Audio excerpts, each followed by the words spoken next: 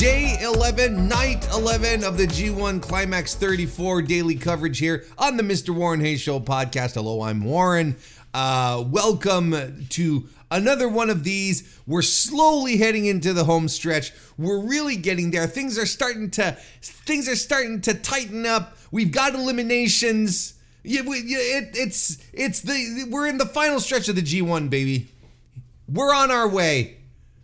And I'm going to break down night 11 for you here like we've been doing for the entirety of the G1. Daily coverage continues right here. And hey, maybe this is the first time you popped in. Look, you can check out all of my daily coverage right here on the YouTube channel. I've gathered it all together in a nice, tidy playlist because there's a lot of stuff going on. So there's a playlist right there on the channel, or you can listen to it very easily on your favorite YouTube application, which is called YouTube, but also your favorite audio application for podcasting. So, you know, Apple Podcasts, Spotify, whatever it is you use, everything is there as well. So very easy to keep up, very easy to catch up. This is also a thing, right, where we're getting down the line. You might want to take a few minutes to catch up with everything. Look, I got you covered. Don't you worry. I've got you covered here. Let's go right ahead. Let's just jump right in, and I'll leave a like on YouTube, by the way, and a 5-star review on Apple Podcasts, and a 5-star rating on Spotify. But let's get to it. Today being August 6, 2024, the first of two nights in Korakuen Hall over in Tokyo. Sellout crowd. 1,000, I was gonna say 15,000. That just wouldn't be physically possible. That would be a health hazard, a fire hazard, a well-being hazard, just hazards piled over hazards if you were to squeeze in 15,000 into Korakuen Hall. 1,503 people, though, packed in one of wrestling's most hallowed halls. If we are to compare with, let's see here. If we are to compare with last year, night 11 was not in Korakuen though.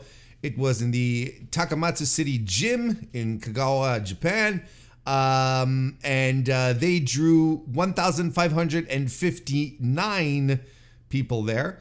So not bad. Of course, you know, nothing says awesome more than a sold out Korakuen Hall. The main event last year for the for night 11 of the CLIMAX 33 was Kazuchika Okada versus Kenta, and co-main eventing was Yota Tsuji versus Shota Umino, which to my recollection was a very good match. So there you have it. Like, you know, You got to fill Korakuen, right? I mean, let's take a look. Let's see what the last time New Japan was in Korakuen this year. Well, they've been here a couple of times, of course, but the last time they were here, there we go. 1,225 people.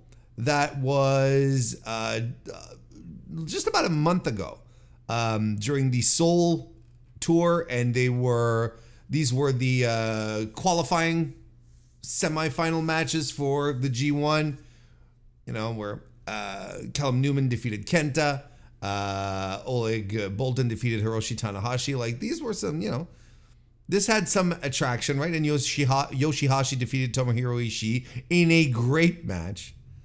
So yeah, so that's the last time they were in Korakuen. Let's see if we were to compare with, you know, look, the Despe Invitational sold out, which was in June.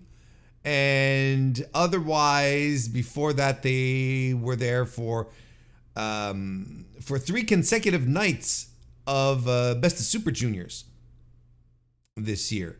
3 consecutive nights, May 29, 30, and the 31st. 1,355 for night 1, 1,170 for night 2, and 1,483 for night 3, which was main evented by the semifinals. Taiji Shimori versus TJP and El Desperado versus Doki. So, I mean, they've been doing good. I mean, most of them do good in Korakuen. When I say, you know, Noah, All Japan, they do, you know, they do good business. I mean, at the same time, you know, look, I have a Dragon Gate result here in front of me. Rainbow Gate Night 4 on May the no, excuse me, on June 6th. 1,296. So you see, even Dragon Gate's doing good. Like, you know, DDT's doing good. There's these very unique cases in which, you know, things don't go as well. Like TJPW doesn't do well in Korakuen. You know, Marigold, right, had a big showing for their opener. You know, their big first show that was headlined with you know, Bozilla, and was it Sari versus Utami and Julia? Was it Sari in the main event? I can't remember.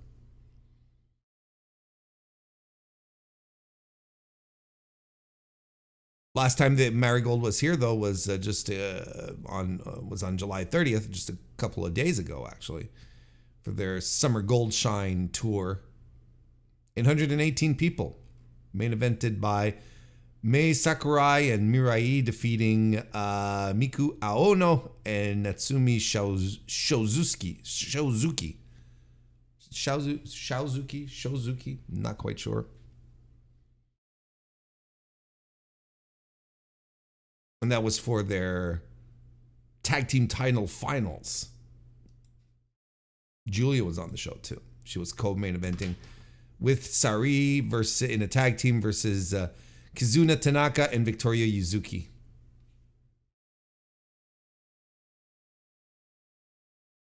There you go. Zeta Steel was on the show, and according to Cage Match, she was involved in the worst show. The worst rated match on the show. Anyway, this is not a Marigold thing. This is a New Japan thing. So yeah, I mean, yeah, I remember. You remember a couple of weeks ago, we had mentioned this. A couple of weeks ago, a couple of shows, whenever. But the New Japan Global account was patting themselves on the back for selling out 2 nights at Korakuen Hall, and I was like. You know, business has not been great. Okay, overall, like business is picking up, despite the fact that there's some fluctuations in the economy, right? Yeah, I don't know if you saw this, but like the Japanese yen yesterday like dropped to historically bad levels, like, you know, Black Friday levels of terror, but everything sort of bounced back today. You know, so that's good because, you know, you know, the Japanese pro wrestling right now is sort of getting back on its feet. It's starting to perform, you know, well again, like not great, but well, you know. And then, you know, if you know, if the economy takes a hit, then you're like, oh Jesus, you know, they're never gonna pull out of this. This is doom, you know. But no, like the economy is doing well. Well, it's doing well. Like everything sort of bounced back. Where was I going with this? Oh yeah, so you know the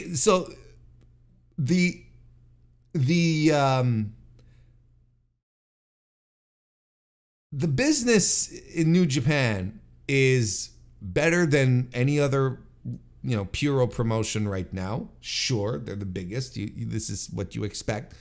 But, you know, it's not gangbusters, but it has been improving. It's not terrible. But it's not, you know, patting yourself on the back because you're filling up Korakuen Hall is a little weird. It's a little strange. Okay, this was my original point. If business was really bad, like, I mean really bad, like, you you know, they go to Nagoya like they did was it Nagoya a couple of nights ago where they did like 3,000 people? Let's say they went to Nagoya and they drew 700. And then they're like, hey, we filled out Korakuen Hall. You're like, good, okay, I get you, you know? Like if this tour was completely like underselling, underwhelming, 500 people in buildings, you know, something where you're like, what the hell's going on? Then you sort of like pat yourself on the back and you say, hey, we filled out Korakuen. But even so, like New Japan should be doing great numbers in Korakuen. You should. You're in Tokyo. It is a hollowed hall. It is one of the meccas of wrestling fans. And on top of that, you know, Japanese wrestling fans flock to it as well. Like these are smart wrestling fans who go there as well. They're, you know, you should be filling up Korakuen is my point. So Korakuen is apparently sold out for tomorrow as well. But I mean, don't get me wrong. It's good. It's good business. It's a good sign. You know, the opposite would not be a good sign. This is, but like, it's not a revelatory sign that, oh, finally New Japan, it's pulling itself out of the dank depths that it was in. No, it's Korakuen. They should be filling it up. That is the point, you know? Anyway, it's kind of like saying, you know, oh, WWE in 1982 drew a massive crowd at Madison Square Garden. You're like, of course. What would they? Of course they should. It's WWE in the 80s or the 70s, you know. Anyway, I got off track. Believe, if you want to believe that, something that never ever happens. Let's talk about the results. Let's go over the results, I mean, very quickly. To begin with, Great-O-Khan defeated Callum Newman. Jake Lee defeated Gabe Kidd. Zack Sabre Jr. Got one over Evil. We'll talk about that, of course. Tetsuya Naito beat Shota Umino, and SANADA got the best of Shingo Takagi on this night. So let's get to it. Let's start reviewing this show. With the opener, as we mentioned, Great-O-Khan getting one over Callum Newman. Of course, these are two stable mates, faction mates, unit mates. Unit mates doesn't sound right. I should not say that again. And I thought this one started off fast, and overall, I thought this was one of Callum Newman's better G1 outings. I think he looked very good here, and no surprise, you know, Great-O-Khan clearly, you know, helping out his buddy here. Both guys working hard. You know, we've talked about it many times, and I don't want to rehash all the same points over and over again, but Great-O-Khan has been working really hard, I find, this tournament. They counter in and out of each other's moves. Great-O-Khan is in control for a bit. Couple of PKs and a standing moonsault by Newman, and the windmill kick.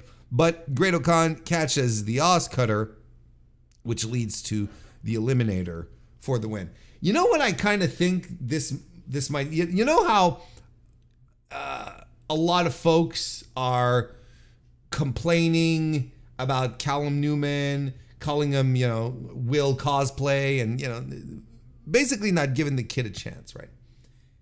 If there was ever a moment here where you could be like, let me try and do something else than an Oz Cutter. Maybe, you know, maybe trying to do things that aren't immediately associated with will help me forge my own identity. This is something I talked about on the very first night of G1 action, where you can go back and listen to the tape. I was right here telling you that the more Callum Newman feeds into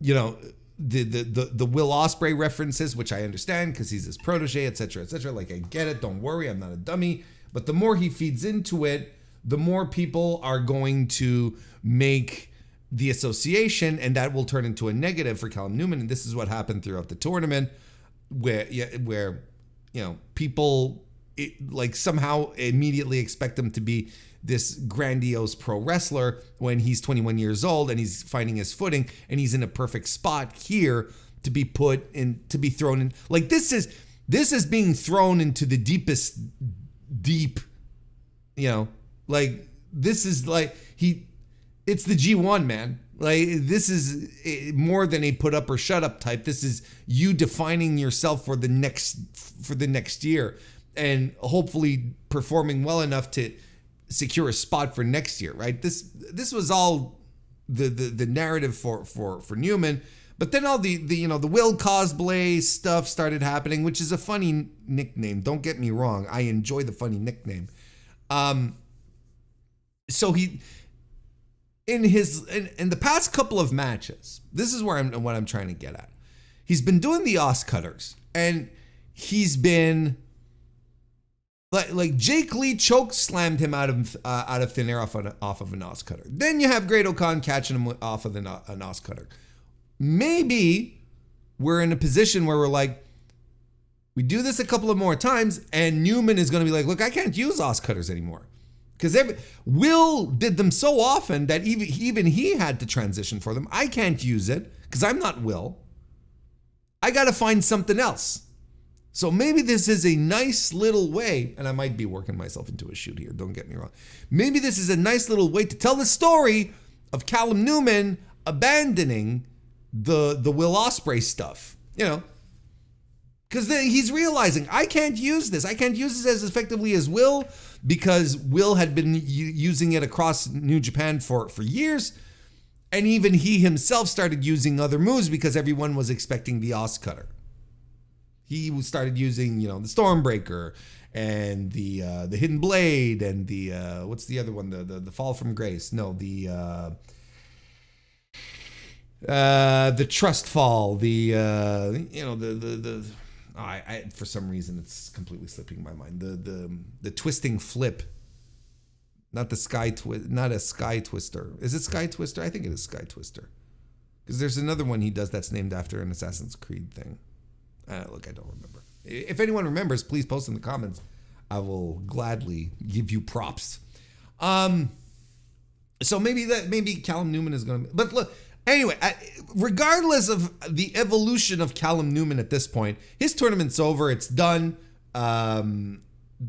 Commentary was putting it over. He is officially the first man to be eliminated from the G1 CLIMAX 34 because by losing to the Great O'Khan, he stays at 4 points. And And mathematically, then he cannot win because you have two guys who are at there are two guys who are at 10 points right now, and there are two guys at 8, and it just so happens that the two guys who are at 8, which are SANADA and Tetsuya Naito, well, he hasn't fought Naito yet, right? He hasn't fought Naito yet. Newman has, but he has fought SANADA, and SANADA has the tiebreaker over him. So there's no way Callum Newman could suddenly win his next two and potentially squeeze into third place. He's done. He's toast. He's absolutely toast. And they played it off as such. And I think that was also good as part of the story, as part of the opener, that these guys were working hard because they really, really, really wanted the points. They don't want to be left behind, you know, kind of thing. But it just didn't work out for Newman. Worked out for Great O'Khan. He is still in the conversation at 6 points. I gave this match 3 stars. I thought it was good. I thought it was a good little match. Short. You know, it's an opener. It does what it's supposed to do. Then, moving on, Jake Lee defeated Gabe Kidd via countout in a wild match that Korakuen was really into. Boy, I mean, listen, this crowd was in top form. Like, they were ready for some big G1 stuff. And this is what I forgot to mention at the start, from the get-go. I think everyone worked hard tonight because it's Korakuen, because it was a hot crowd. And I think the crowd really fed everyone tonight. And I think everyone gave a little extra something. Like, this was a good night of pro wrestling. This was a good show. I enjoyed myself. And you know, yes, there was a little wackadoo, little crazy nonsense happening, but it didn't bother me. It didn't bother me, and it all sort of connected. It all made sense, and boy, this crowd was just eating it up. And I feel like it was handed back to them by the wrestlers, by the guys involved, because, and especially when it came to Jake Lee versus Gabe Kidd. You know, Jake Lee comes out. These are both war dogs, right? And Jake Lee comes out. He's got 2 glasses. He's got 2, you know, beverages. I'm assuming, yeah, beer. Kind of looked like, you know, they kind of looked like beer. Maybe some other amber drink. I don't know. But he's coming out. You know, he wants to cheer with his buddy from. And you know, I feel this is how I feel like Jake Lee doesn't mesh with the War Dogs. Because I feel the War Dogs would come out with bottles of, you know, whiskey, Jack Daniels, you know, or if they were to come out with beer, they'd come out with the cans or the bottles. You know, they wouldn't be coming out with they wouldn't be coming out with a fancy little the glasses weren't fancy, but you know, they wouldn't come out with glasses of beer. They'd come out with the Sapporo in can, you know. They'd come out with the whole, you know, 12-pack. They'd come out with the keg.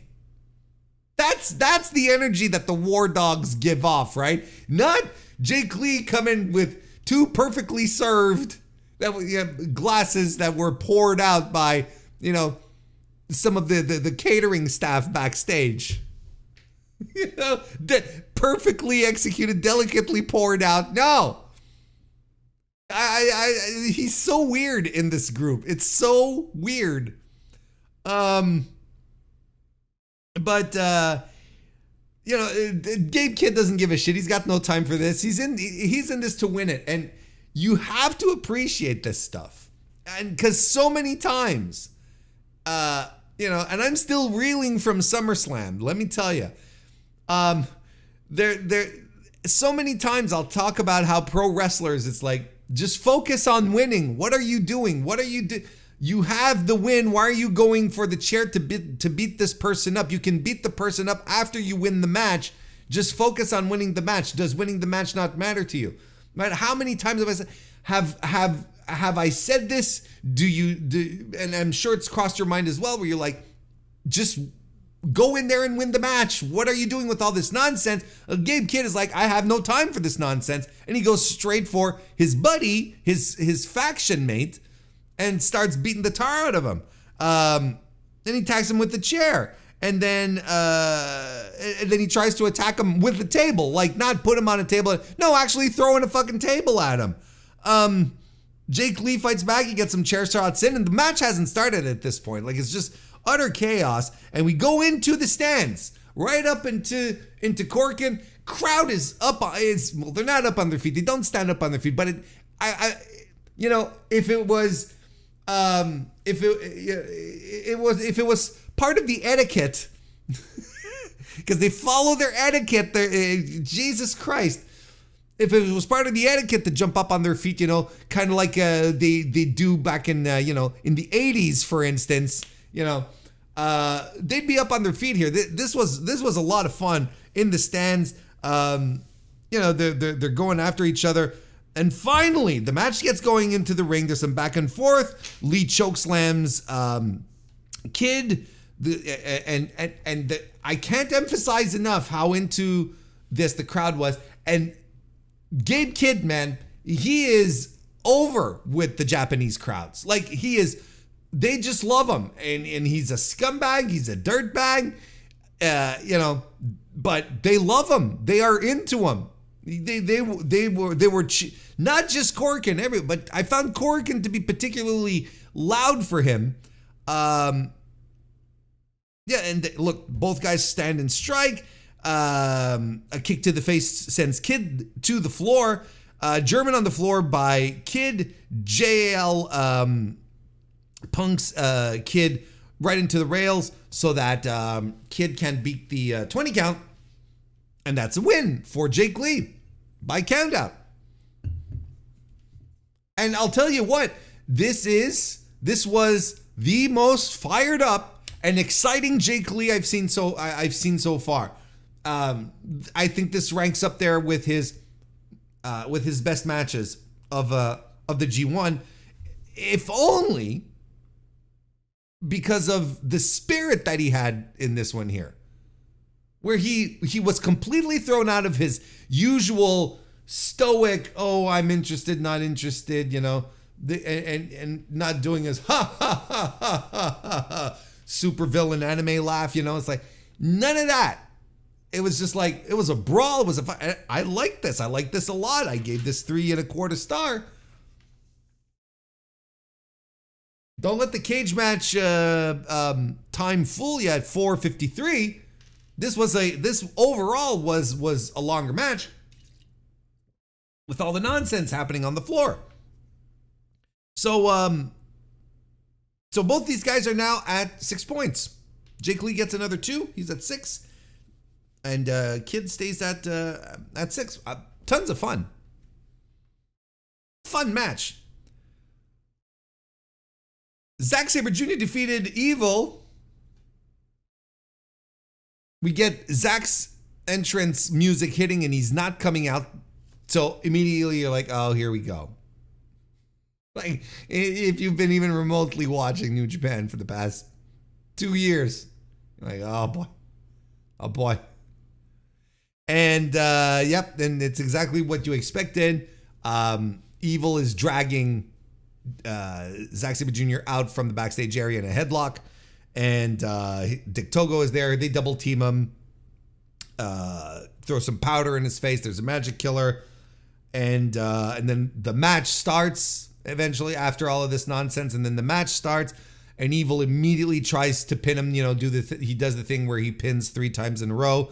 But Zack Sabre Jr. schoolboys Evil into the actual pin. The official match lasted 19 seconds. This has got to be one of the shortest. I'm pretty sure it's not the shortest, but this has got to be one of the shortest. And Zack Sabre Jr., what does he do? He goes off and he celebrates in the crowd. He goes off, celebrates in the crowd. Evil chases him down, and and they run, you know, to the, you know, I guess the concourse or whatever. They run out of the actual arena and into the concourse, but then they start running back in, and I'm looking at this like, this is an absolute Zack Sabre Jr. thing, right? He's having a blast.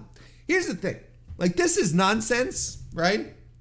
But there has been so little of it throughout this tournament. There hasn't been, like, you know, one match every 2 nights where it's Yano doing shtick, you know, or, you know, there hasn't been any of this. And this was a bit of a surprise on top of that because everyone was expecting a match.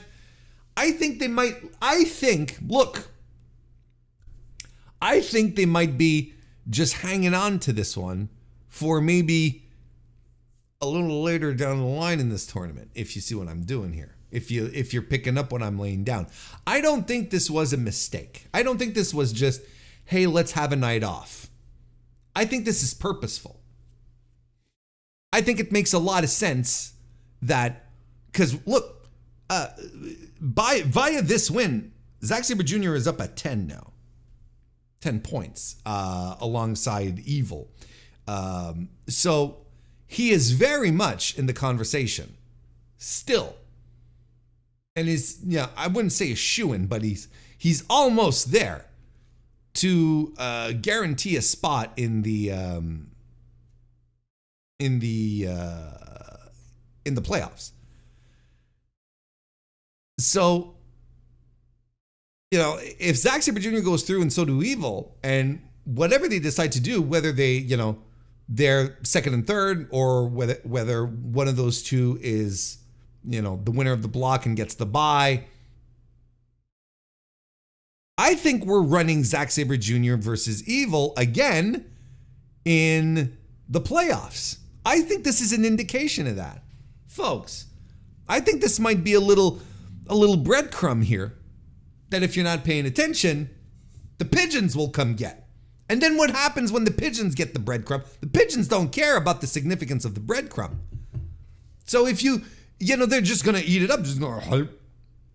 So don't let the pigeons take this away without you noticing this breadcrumb. I'm not saying that this is absolutely what's gonna happen. But I don't think this happened by pure accident because the guys wanted a night off. The coincidence is too strong for me to just sit here and say, wasn't this a nice little diversion? No, I think this is meaningful. I think that it's to not, I think it's to avoid running too many matches that we've seen. And they can already go into the match saying, oh, well, Zack Sabre Jr. rolled up evil 19 seconds, you know, kind of thing. But that's not going to happen if they fight again, right? But still. So yeah, Zack Sabre Jr. and Evil tied at the top at 10. In fact, you know, we should consider that Zack Sabre Jr.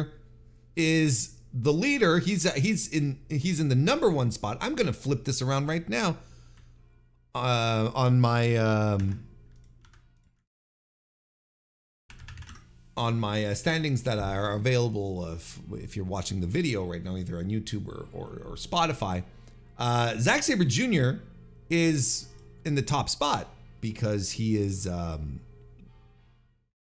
because he holds the tiebreaker over Evil now. So, that's where we're at for that 10 apiece. Tetsuya Naito defeated Shota Umino. I thought this was good. I thought this was, again, another good little match. And it's another match that starts quickly, like not before the bell, but right at the bell. Shota Umino is just like going right in. So, again, I'm appreciating this idea that guys need to score points and they're feeling the squeeze and they got to score points. And Shota Umino, the young guy, the guy that a lot of people put a lot of stock into, the guy who calls himself the new ace of the company, you know, he's like, okay, put up or shut up time. And he goes straight after Naito. DDT on the apron and a DDT on a tornado DDT on the floor. Like, lots of great stuff by Shota to kick this off. Aggressive, hard. Naito finally starts getting his neck breakers in. He does a standing neck breaker on the apron and a draping one on the floor, and then a standing neck breaker on the floor. So I'm into this. This is like, okay, this is breaking the formula. This is fun. Another one in the ring after Shota Umino barely makes it in for beating the 20 count. Umino lands a fisherman's buster and an exploder suplex. Naito wraps him up in the leg full Nelson. Short arm elbows by Naito as Shota Umino tries to fire back up. He does fight back, does a driver on Naito. Naito fights back with a brain buster. Fisherman's driver by Shota Umino. I don't know why they call this. Why are they calling this a fisherman's death rider? That's annoying. I just death rider. Don't. I hate the variants. I hate these like subtle variants. You know, it's like Hiroshi Tanahashi with all of his time bombs. He's got like 9 time bombs, right? No, he's got 3, but it feels like 9. Well, what is he? He's got the time bomb. He's got the time bomb 1.5, right? And he's got the time bomb 2.0. Isn't that right? Something like that. Those are the 3 he has, right? And then the variants are just so. The differences between the variants are so minimal. Anyway, Blaze Blade by Umino follows it up with the Death Rider, but Naito kicks out. In and out of moves until Naito rolls up Shota Umino for the win. And we did get some Destino attempts in here as well, and you know, a little bit of a sloppy move. Look, this was a very good match between these two. You know, at some point we're gonna have to stop talking about the terrible match that they had. Was it last year? Terrible match that they had together, and you know, if they keep going like this, that like eventually things will let go. Good fire here by Umino, which really drove home the idea that we're in the midst of that we're in the midst of the squeeze of the tournament, and he's got to get all the points he can. It didn't quite work out. Naito was just too wily, got one over him on this end, but you know, couldn't put him away with the finisher, couldn't put him away with all the usual offense. You know, he had to look for an opening and took it. So that's a good little story here. I thought Naito looked fine here. You know, of course, it's Korakuen Hall. This is, again, you know, Naito picking his spots as to where he's going to put in the effort. He's in Korakuen Hall. It's a packed house. He knows what's up. And Umino probably does too, but compounded with the story, this all worked. I gave this a 3.5 star. Oh, by the way, I did not rate Zack Sabre Jr. and Evil. You don't rate 19-minute matches. What do we do? 19-second matches. You rate 19-minute matches. And finally, we have ourselves the main event where SANADA defeated Shingo Takagi. Great main event. Like we're not gonna beat around the bush on this one. This was a great main event. They got a feeling out period, and then Shingo Takagi does a fireman's carry gutbuster, and he takes it to the floor. SANADA takes it to the floor, I should say, but gets a snap suplex on the floor for his trouble. Back in the ring, SANADA does the leapfrogs and dropkick combo, does the plancha afterwards to get to the floor again. Shingo Takagi fights back with the DDT, magic screw by SANADA and a TKO. SANADA avoids the moonsault, but eats, excuse me, not SANADA, but Shingo avoids the moonsault, but eats a Shining Wizard after that. SANADA avoids a dragon screw and instead lands a Shining Wizard. Moonsault connects then as well. Death Valley Driver by Shingo, superplex as well. Made in Japan for a close near fall. And things are really heating up at this point. And this final act, this final third of this match just becomes absolutely incredible. Everything fires up, you know, they start striking each other, they're doing near falls. I'm doing this with my, you know, with my fists on my head, going, oh, okay, we're into something. I don't know if these guys watched Goto and Takeshita from 2 nights ago, and they were like, yeah, we could do this. We could do that. I don't know if they, like, but I kind of hope so, and it kind of ties in with what I was saying on that day's daily recap, where, you know, you'd have these guys have these extraordinary matches, people popping, and they go backstage, you know, puff chest out, you know, and looking at everyone else, you know, in the locker room going, all right, y'all do better, you know, because it's a competitive locker room. All locker rooms should be competitive. So why wouldn't Shingo and SANADA look at that and go like, yeah, you know what? We could turn it up too. And boy, holy smokes, like the build to this finish was tremendous. You know, just everything throughout this match. And when you look back at it, it's like everything was so perfectly put together to get to this point here, where when they start bombing each other, when they start, you know, hitting the near falls, just trying to get those sweet 2 points, everything just explodes and comes together, and you're like, this is great. This is storytelling. Like, this is in-ring storytelling, and told with such passion and intensity. You got SANADA, God's sake. Get me excited for a SANADA match. Pumping Bomber lands as they're, you know, they're kicking out of stuff, kicking out of Shining Wizards and whatnot. But Shingo lands the pumping Bomber, but SANADA hits the deadfall for the win. And and what made this even better is that because of how the standings are set right now, it could legitimately have gone either way.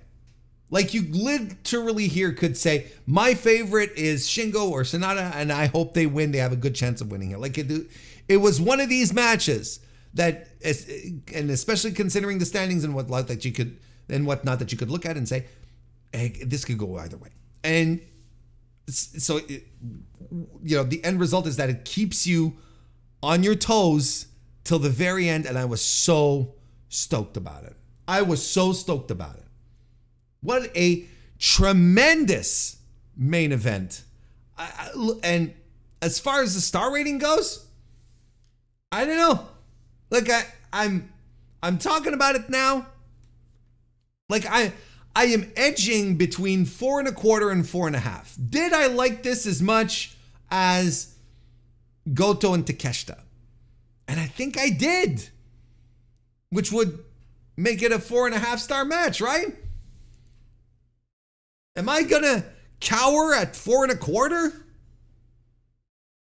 Was this okay? Let's go ahead. 4.5. You're seeing it live here. 4.5. This match ruled. We're getting the G1 matches in this final stretch of the tournament. We're getting matches that feel like G1 matches. And look at the guys who are doing it. Shingo, neither of those guys were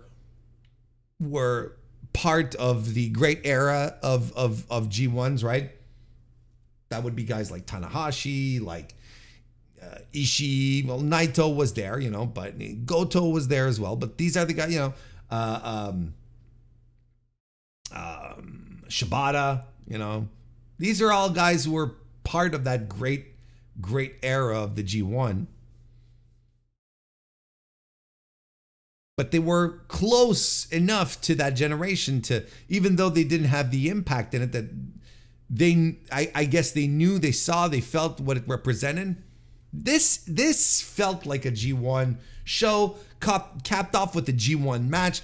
I have no complaints for this show. So if I would watch the show, but if you're strapped for time, so on and so forth, then Shingo and SANADA is absolutely worth your time.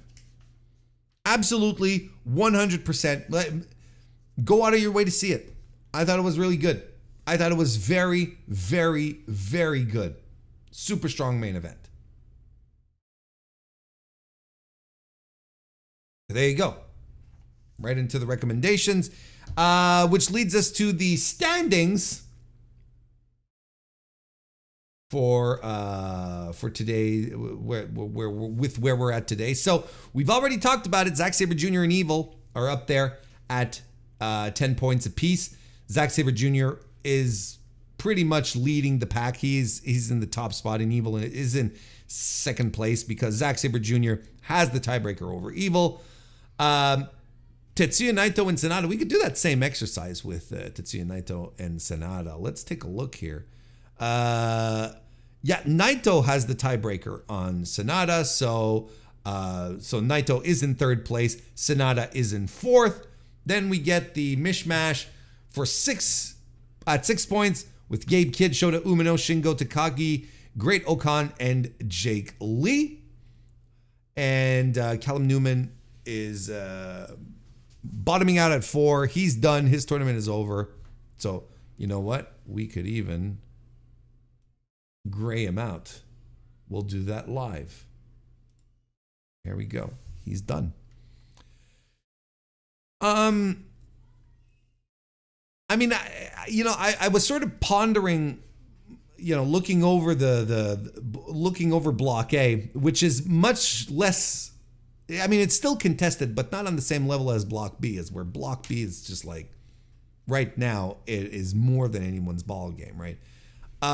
But I was looking over to see if there's anyone else here that maybe we could soft eliminate. Maybe there's someone here that,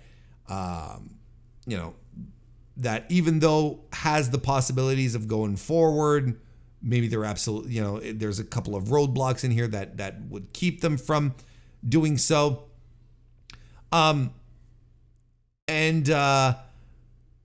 I think that, look, I kind of feel like Zack Sabre Jr. and Evil will be somehow fighting in the playoffs. That I think is something because of the result of their match tonight. We talked about it, but I feel that that's a thing that has a very high chance of happening. Evil has Shingo and Shota Umino left. So, let's say you don't want to go down that route. It is possible to envision that Evil is going to lose his next 2 matches as well. Get Shingo up at 8 and get Umino.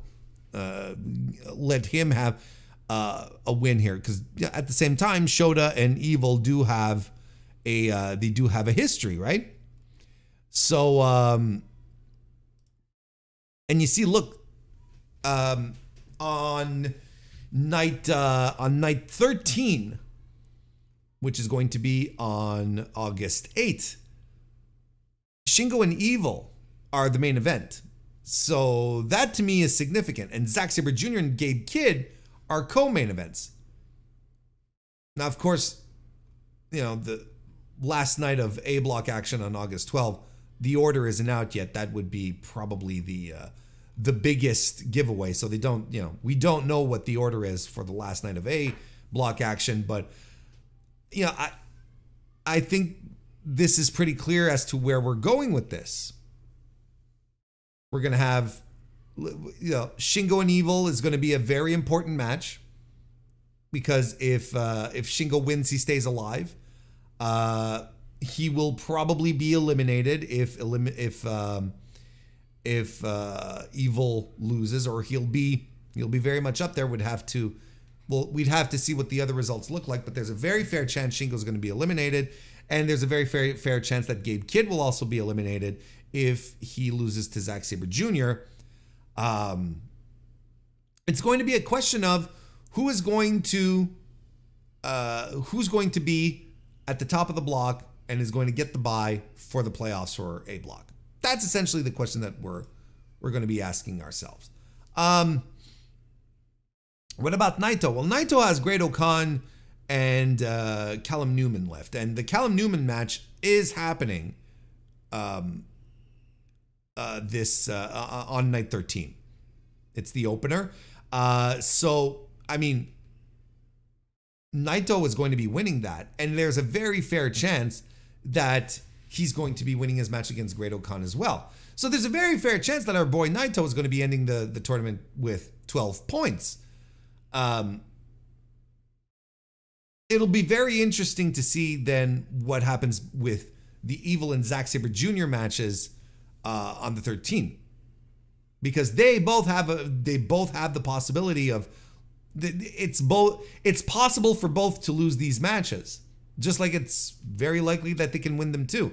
But I think out of those guys, I think there's going to be two. I think one of them is going to win their last 2 matches. And if you were to ask me, it will probably be Zack Sabre Jr.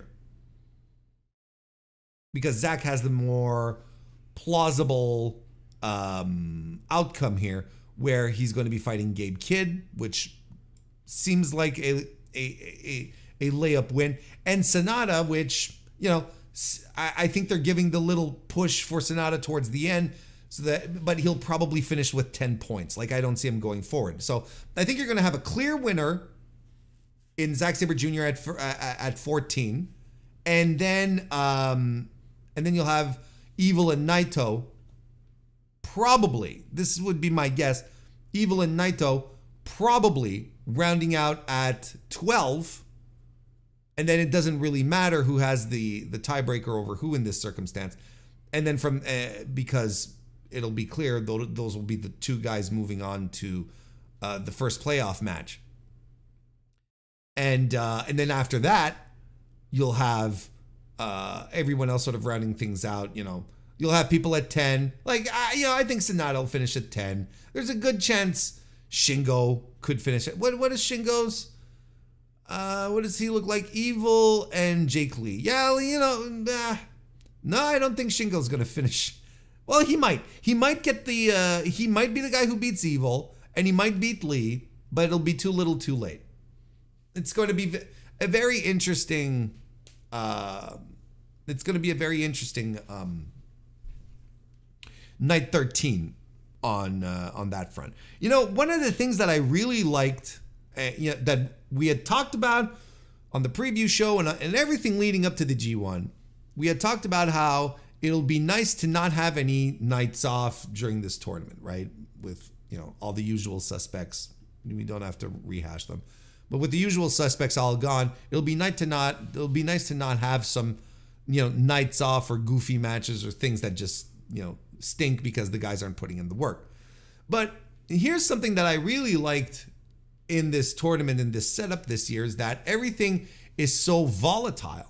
Instead of being, you know, instead of having your clear-cut winners, instead of having, you know, people running away from the start with, oh, well, they're on an undefeated streak, you know, like SANADA in his block last year. And, you know, it's keeping us on our toes. And so you don't feel like there are dead matches, you know. But by dead matches, I mean matches that early on in the tournament don't have an impact, or, you know, early on, you know. Usually you'll have matches where it's like, well, this match is going to happen, but it doesn't matter. We're going to have very few of those, because everything in Block A and Block B, but especially Block B, everything just everyone is so within reach of each other that every match is going to matter till the very end, or close to the very end.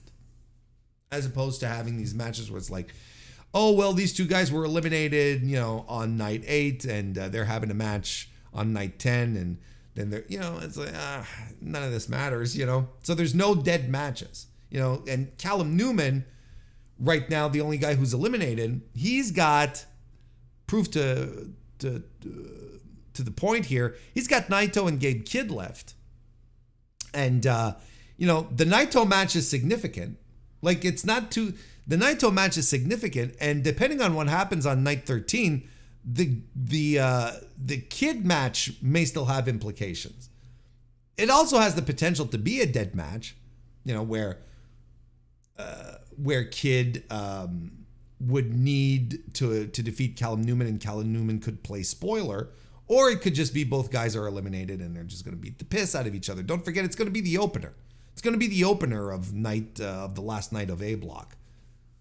Whatever match Callum Newman is in is going to be the opener. And I think that the fact that he's fighting Jakee, right? He's not Jakee, Gabe Kidd, on the last night of A block action. I think that's significant. I think that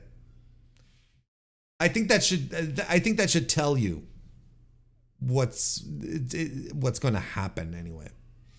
So interesting stuff.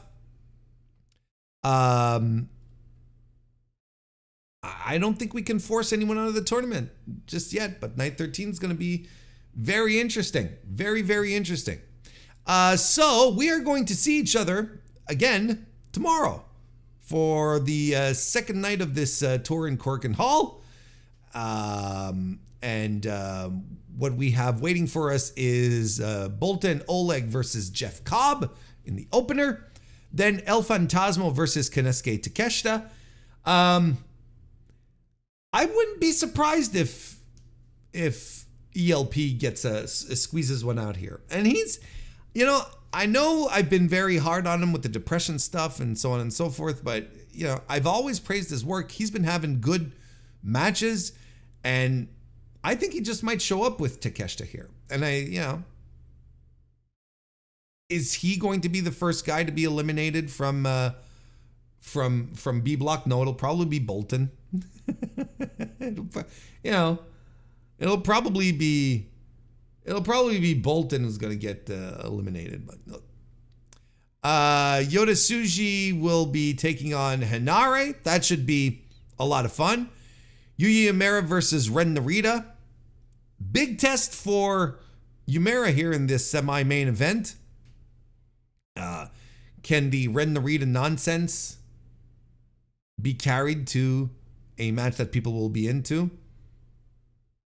Is this not, well, the show is sold out, so, you know, everything's fine, but, you know, it's interesting nonetheless. It's interesting. And the main event is Hiroki Goto versus David Finlay. And a lot of believers in Hiroki Goto. I've been hearing a lot of chatter for Hiroki Goto getting the big win, right? The argument goes as follows. Quiet, solid, consistent wrestler, a vestige of the great G1s of the past. He has won the G1. He has won the New Japan Cup. He's won World Tag League. Like, he's won all of the heavyweight tournaments in one form or another. Sometimes multiple times. But he's, you know, he's never held like the big title. You know, with all of the story that they established during the New Japan Cup when he subbed for Dave Finlay. You know, about, you know, this might be his last opportunity. Making a tie-in with his deceased father, how he would have liked to bring the cup to the grave. That didn't happen and was very heartbreaking, and some people were getting emotionally invested in this. This could be a very easy layup for a Wrestle Kingdom main event to add some drama to it, some good old-fashioned storytelling of the guy who has had this great career, this sneaky great career in New Japan. Because you'll never hear people praise Hiroki Goto like they do Tanahashi, Okada, Ospreay, Naito, or even like Tomohiro Ishii, or even Katsuyori Shibata. It's, you know, Goto is always like at the bottom of that field. And yet when you look at his accomplishments in kayfabe, of course, it's very impressive. But this is a guy who has always delivered the goods. And he delivered the goods in the New Japan Cup finals against Tsuji. And he more than delivered the goods with Takeshita a couple of nights ago. And he's been solid throughout the tournament. And you put all these stories together, like it's the Cinderella story, etc., etc.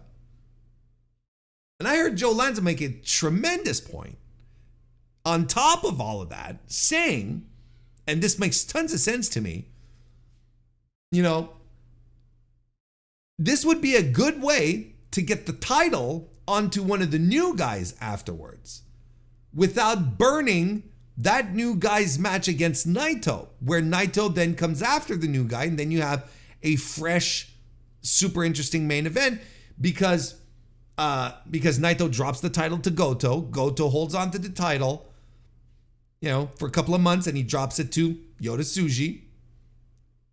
And then it keeps Yota Tsuji and Naito for the title super fresh. That to me makes a shitload of sense. I think there's something to that. I'm not going to get my hopes up, but it makes a lot of sense. So there you have it. Good night of wrestling from New Japan. And hopefully we've got something on the same level for tomorrow as well. And I will be back tomorrow to break it all down once again. Hope you've been enjoying these. Hope you've enjoyed this one. Thank you very much for being here, everyone. A like, a review, a subscription, a 5-star review, a 5-star rating, all of that stuff. Do it all. And until then, I'll see you tomorrow.